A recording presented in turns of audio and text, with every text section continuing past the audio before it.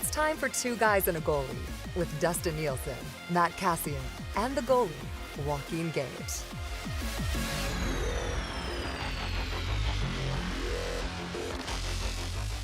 Well, another week is underway here with Two Guys and Goalie on a Monday on the Nielsen Media Cool Bet Network. Cass, Nielsen, and Gage are back with you once again. Episode 313 of Two Guys and a Goalie. And some people thought we might die when Hernan Salas left. But here we are, still grinding. What's up, boys? How's the weekend? It's good. Yeah, I went to the... Oh, God, I don't even know the name. What's his name? I want to say Luke Rick Combs. Grimes. You went to Luke Combs. Oh, that's the Rick Grimes. Whatever. I don't know. Coral. I don't know many country music stars, but yeah, it was. People seem to enjoy it. Very. Were you working at Gager, or were you there? Oh, yeah. Okay. I was slinging chicken and I with our good buddy, our own Edmontonian Gus Fring for all the Breaking Bad fans. Kyle Furby was there with the Popeyes chicken. Good. So that was funny too, because I mean I like my chicken spicy. I'm like Costanza, and certain people came in and they just wanted the normal chicken, and then the spices all went out, and because they had to go make the chicken sandwiches at the Jasper location and bring them in. Man. And they were just flying out. So. But then I had to get moved to a different station because my hot dog wrapping skills are. They needed you. They needed me at booth. So I had to go down there and wrap some wieners for the rest of the night. We had to get the master of the wiener over here. Take care of business. So, yeah, it's So I did that. Watch some F1, some NHL. That was overall solid weekend. Can you imagine 57,000 people, a good chunk of them drunk, and the option to have a Popeyes chicken sandwich? Like, it's just, I mean, you can't make enough. You just can't they ran make out. enough. Yeah, exactly. It's funny because there's a little thing you got to look at, and so I opened the thing and they're full, and I got them all stacked, and then I close it, and then I open it back up, and they're all gone. And I'm like, we need chicken. So and my wife was at the front, like she was taking the orders. I was in the back there, and I could see her through the little slide thing. He goes, "Where's the sandwiches?" I don't know. Oh, God, that's frustrating. Good. It was good. It was good. Yeah. The chicken panic. Nothing like a chicken panic. Cass, what's up, buddy? How was your weekend? Nice Vader shirt, by the way. Yeah, it's a good. You guys good with Vader the two nerdiest T-shirts in the league. Because Gager, what's yours? This is if you do a That's certain from the video amount of game. things That's on right. Destiny, you would have gotten this shirt, so you can see the gamer tag. Yeah, that's pretty cool, right actually. there. That's good. Yeah. Cass, your Vader shirt, is there a slogan on there, or is it just a nice, cool picture of Vader? It's got a book that says "How to Be a Better Boss" on it. It was a gift, but it's awesome. That's a great shirt. Great shirt. Yeah.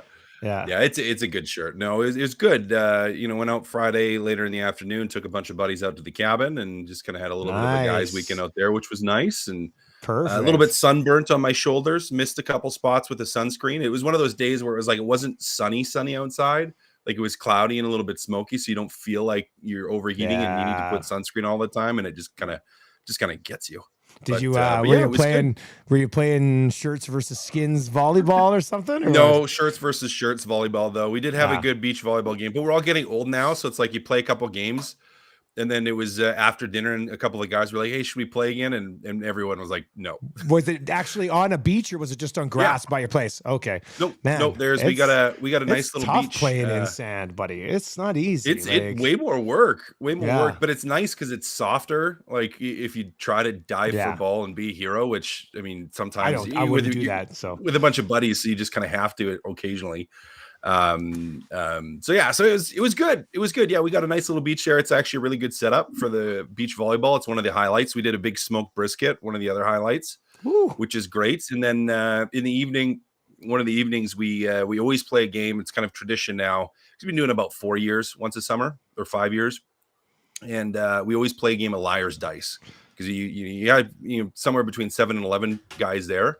I don't know if you guys have ever played Liar's Dice, but great group game because it's so easy if anyone's never played it before to jump in and all yell at each other and call each other liars. It's a lot of fun. Is that where you roll and then cover and then you say what it is? You gotta say you gotta say like how many of whatever number it is, right. and then the guy next to you either has to call you a liar or say, a higher number, like 4 twos, and then you go around. Yeah. And then he could be like 5 threes and then 6 and whatever. And if you lose a dice when you either call someone a liar and there was that many dice out there, or you called someone a liar and there wasn't, then they lose a dice. So over time there's less and less dice out there, which means it's easier and easier to call people out and stuff. It's pretty fun. We really enjoyed that one. So yeah, so it was a good time. Got the doc in. That's what it was. Got your buddies out there to help with the dock. I see. You know how what? it works. We Just picked sneak up that in at the end here. That's the main no, purpose we did it of that first. trip. Yeah, there's a first. They had to help me carry a fridge downstairs too because the old fridge conked out. So, but we had a appliance dolly, so it wasn't bad. But, that's not too but yeah, bad. that's the whole reason. That's the whole reason I bring them out there. Yeah, like 8 guys to do a 2-person job on the dock. So I remember when we took a bunch of listeners to Mexico like 8-9 years ago, and the big thing was we're gonna play beach football, just like in Point Break. And I'm telling you, boys, we were like 10 minutes in, and we're all like, "Oh my god, it's so tough to run and cover people in this sand." And I was like, "Oh, that was tough." So kudos to you guys for the beach volleyball. All right, game 1 of the Stanley Cup Final in the books. Gager, I know people are talking about Aiden Hill, but this guy is basically not even one of their top 3 goaltenders heading into the season. He has a .938 save percentage right now. Just made one of the most ridiculous saves in Stanley Cup Finals history. I feel like we're still not talking about him enough. No, he's put himself in the conversation for the Conn Smythe, man. It goes to show you don't. It's such a contrast of both goalies, right? You have Bobrovsky, whose people still are saying, I think I saw Frank Saravalli saying how it's the worst contract in history. But yeah, but if you win a Stanley Cup with it, it kind of makes up for how much it is and what it does. And then you have Aiden Hill, again, a guy that's third on the depth chart in their goaltending, and he's playing at a level that's considered to be a Conn Smythe candidate. And that's what you need from your goaltenders. You need guys to play well through the regular season to get you through the playoffs. And again, I saw some crazy article about trading Nuge for Ullmark from Boston. And I'm just like, that's a goalie playing in Boston. I could probably go there and win 10 games. Well, maybe 5 games. 4 games. Funny. But some of my buddies brought it up too. They're like, "Oh, I really think we should trade Nuge." And I was just like, really? Really? They're not trading Ryan Nugent Hopkins. No. Once again, Ryan Nugent Hopkins didn't have a good playoff. We get that. He still had 11 points in 12 games, but he didn't have a good playoff. But if you watched the playoffs and said, "Man, the reason the Oilers can't win is because of the Nuge," you're out to lunch. That's not the case. There's a lot of other stuff. It was part of the reason. Yeah, part of the reason, but it wasn't were. the only reason. And it's not. No, you don't trade him. But yeah, Aiden freaking Hill. Wow. Now, the question for me is is it the team playing in front of him or is it Aiden Hill himself? Like, if we look and watch these games aside, maybe you could say, and I don't think he stole Game 6 against Edmonton, but he played really, really, really well. He did play well. Game 6 against Edmonton. Aside from that one, has he stole them a game since he's been in net? Because I still think Vegas outplayed Florida that game. Like, they deserved to win that hockey game. And Aiden Hill was good, but it wasn't like he stole them the game. I don't think you have to, Cass, if your team is playing at the level that the Knights are. You just have to – it shouldn't rely solely on the goalie's shoulders. He's making great saves at crucial moments in every part of the game. Like, even if you go back to the Oilers series, he made some really, really good saves in a point where the game where it was either to maybe go up one, tie the game, or put the game out of reach, right? He's playing like a really, really good NHL goalie, and that's what you need. And that's what, if you look at all the other teams that just with taking the Knights into consideration, all the goalies that they've gone up against weren't at their best. Hellebuck wasn't at their best. Skinner wasn't at their best. And who'd they play last time? He wasn't. He sucked too. So it's Ottinger didn't play well. Yeah. Ottinger was terrible. So compared to what he should be, he was very, very pedestrian the whole series. So again, I've been thinking about this all weekend about the Oilers goaltending and the situation, because I've been seeing things about trading and getting rid of Campbell. Oilers, from their perspective, they're set up for the next few years with their goalies. It's good enough to get them to the playoffs. The question shouldn't be the question should be, are they good enough to get to the next step? And I think they are, but it has to, you have to capture that lightning in a bottle sometime. And we can always look back and maybe it was the right decision, but maybe that was with Jack Campbell at that point. He seemed poised to kind of go on a run. Well, that's kind of what I was going to say here, Cass. I guess I'll throw it to you. Is that like the Golden Knights getting to where they are with Aiden Hill after Laurent Brossoit went down, after Thompson went down? Like, to me, that's very encouraging for Oilers fans, because Skinner or Campbell should be able to play at the same level of Aiden Hill. I mean, if the team around them plays better, they should have the goaltending to do something like this, correct? Well, we saw that with Kemper last year. And we could see it now. A lot of series left here between the Vegas Golden Knights and the Florida Panthers. But, you know, on one side, you have Bobrovsky, who's played fantastic and who's played great. If the Vegas Golden Knights win the series, you can look at it and say, you don't need a great goalie. And we've talked about that. You don't need a great goalie. You need a good goalie, an above average goalie, or a goalie that's playing at that level. Did they get that from Stuart Skinner? No, probably not. Did they support him? Probably not. You know, if the team around improves and defensively they improve and they have just better D-zone awareness and better D-zone play, can Jack Campbell and Stuart Skinner get you there and possibly win? I think they can. Like, to me, it's not something to run out and to say we need to fix, we need to change, we need to buy out Campbell or trade Skinner or do this or do that with the goaltending. It's like, as you said, Dusty, these are your guys. These are your guys.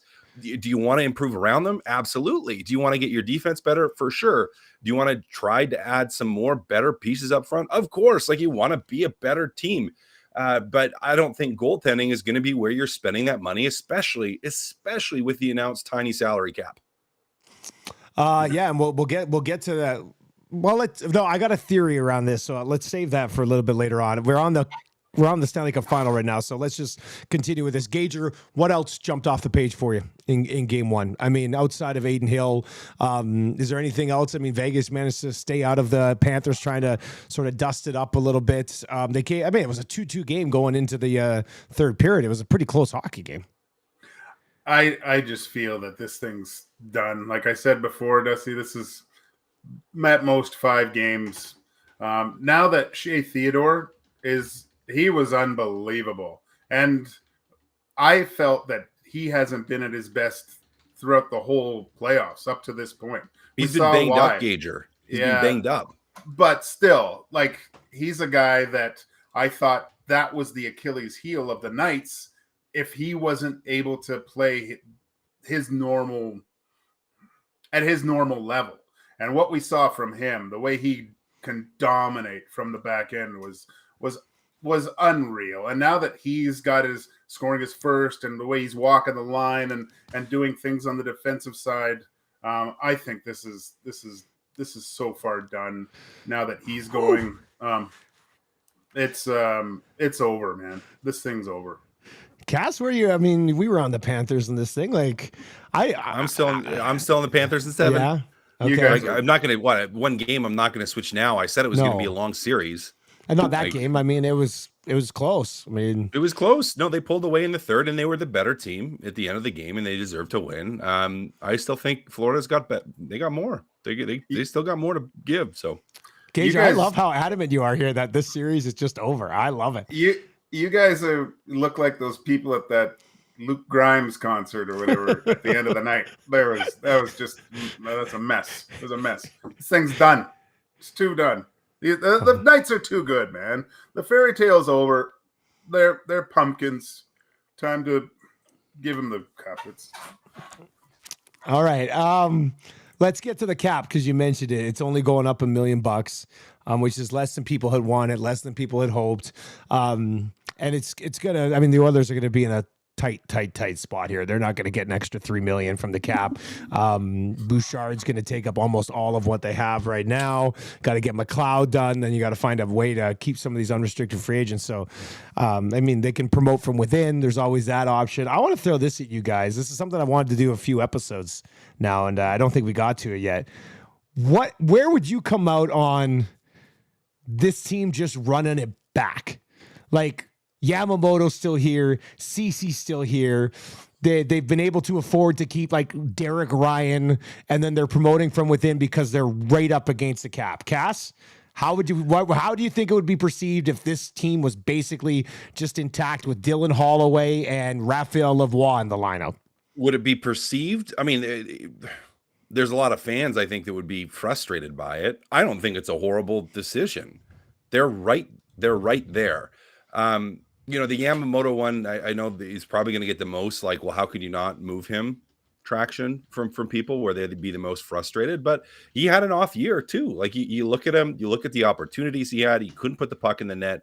You look at prior numbers, like, you should see a bounce back from him, especially with a longer summer to recuperate, to recover, to make sure that he takes care of any injuries or nagging bugs that he had over the course of the year. Cece, I've never liked the idea still of trading him.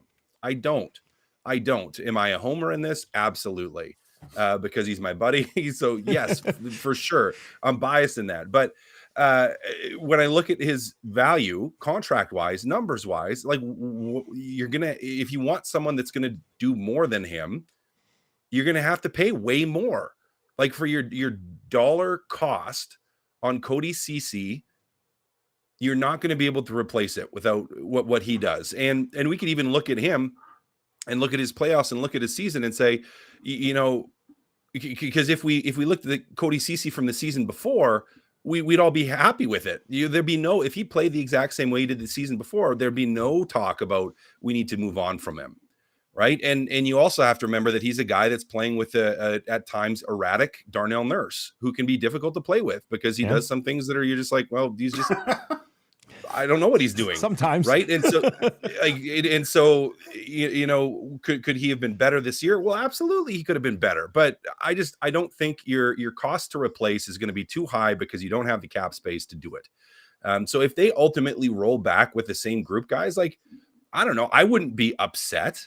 Now, would I say you want to be looking and on the lookout to see if you could make a move during the year or try to slide someone else in or upgrade some pieces? For sure. But I wouldn't be sitting being like, oh, this is absolutely horrible. I can't believe they didn't do it, because the reality is if there's not a good trade to be had, and if it's not going to make your team better, you're going to roll back and bring a couple guys up that may be ready to take that step and have them in and see if they can contribute and go from there. But you don't need to. I don't think you're not rushing to blow everything up. They are right there, guys. They are right there. Gager, what do you think about just, look, Holloway's the big addition and everything else is there because there's a chance here. Last 2 years, they lost to the Stanley Cup champion. You know what I mean? Like, yeah, I'm fine with it with conditions. Okay. The Oilers need to see what they have within their own organization to see if they can plug the holes that are necessary because of the cap situation. So they have to have a way better start to the season than they did last year, because there were times when Woodcroft had to go heavy with the big two guys to get wins, so they made the playoffs. Like, they struggled, I felt, until Christmas, and then after Christmas they had some injuries. I realized that, but it didn't allow Woodcroft to have the confidence to put Holloway out there on a consistent basis to see what he had, whether it was third or fourth line, right? So essentially, Dusty, and I'm going to use an F1, they need to start on the softs, go fast, get the lead, halfway through the year, throw the hards on until the finals, and go from there. But they have to have instead a better of the other start. way around. Instead of the other way around, because they need to know what these guys, and I think if if they're all playing, and look, I'm watching that fourth line of Vegas, and they're going up against the Kachuk line. Like it's a joke that there's so much balance, and it was developed through that 82 game regular season, and you can't win with just two lines in the playoffs because you're going to come up against a team that's too deep of what the like the Vegas Golden Knights are. And I think if they just have a little bit better start where they gives them a little bit more breathing room, you'll be able to give these guys not only playing time but confidence when it matters most. Yeah, you're right about giving them the breathing room. I would say, though, from a depth standpoint, it wasn't like Edmonton Oilers depth players were bad. Like I thought, their top lines got beat at the end of their day. It wasn't, they had, I think, solid contributions, maybe up until the Vegas series from some of the depth players, where every night it was like there was someone else that was stepping up, and then that faded a little bit. But you're totally right, Gager, and that I think you, for some of the young guys, you have to see what they have. Yeah, you have to.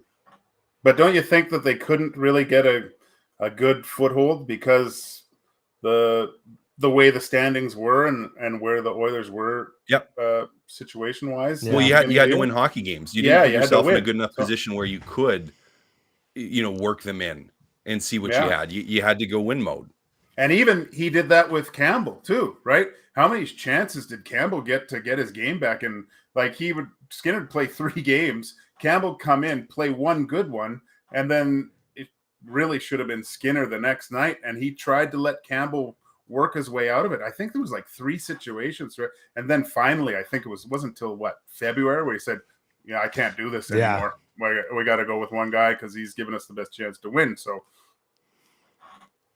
Yeah, it'd be interesting to see. I just they have no cap space, and most of it has to go to Bouchard and McLeod. So, something's going to have to give. And I think if it doesn't, then there's a scenario where they just bring back a really good team and hope it's better next year. And other guys have obviously progressed, and Holloway can have an impact. And maybe there is a Yamamoto bounce back, and CeCe's healthier for most of the year as opposed to playing a little bit banged up. Speaking of back, boys, Mike Babcock looks like he's going to be back in the league with the Columbus Blue Jackets. We know how it ended in Toronto. He's been out of it for a while, but his contract ends with the Leafs here at the end of this month, and then he can be hired somewhere else. And the Columbus Blue Jackets look to be that team. Cass, your thoughts on, where Columbus is at right now with young guys like Kent Johnson and Cole Sillinger and Marchenko and another high pick coming. This does surprise me a little bit, doesn't it? Are you like, this doesn't make sense? A little bit or a lot? Yeah, I don't get it. A little bit or a lot. I don't necessarily understand that one. I don't get it. Blatantly, I don't like.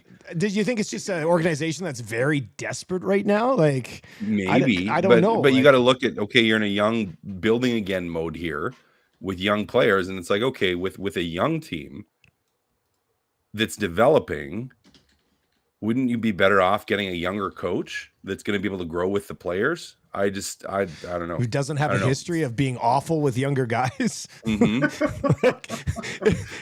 It just doesn't make any sense to me. Gager, what do you think? What do you think they're trying to accomplish here? Like, what are the Blue Jackets like? Is this our team's ready to go? Like, let's get back in the playoffs, because he's missed the playoffs a couple of times.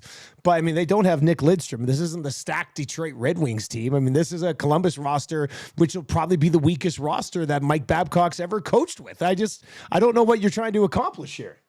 Well, they have Rowensky, right? Who I love as a Rowensky on the back end, yeah. He's a little really injury prone. Yeah, but it's weird because I really thought that he in today's climate with how everything is, I never thought we'd see him again, just because of what we learned and the tactics that he has done. And it's not only players, Dusty, that he bullies. I've heard stories about how he treated his assistant coaches and training staff. It was blanketed throughout the whole organization what a bad person this was, right? And it's going to be fun to watch. I would love like a 24-hour thing behind him and see how Johnny Gaudreau and Patrick Laine love having Mike Babcock belittle them all the time. That's going to work out. what's Johnny Gaudreau going to do? You know, is he going to ask for a trade here, or like I don't see it working. I don't see him changing his spots. I was going to say, do we have to think that like he must, like he can't come back the same way? I mean, he's got to change.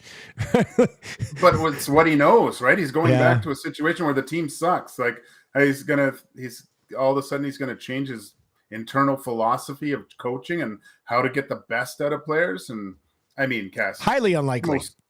Most head coaches are hard asses, right? Like they're old school ones.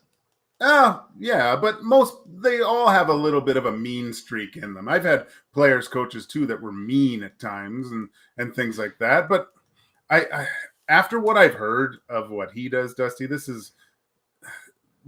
isn't going to work. It's 2 years, maybe 3, and he's done again. And then it'll all come out with how he treated these guys. And I predict within a year, Line is going to want out of there.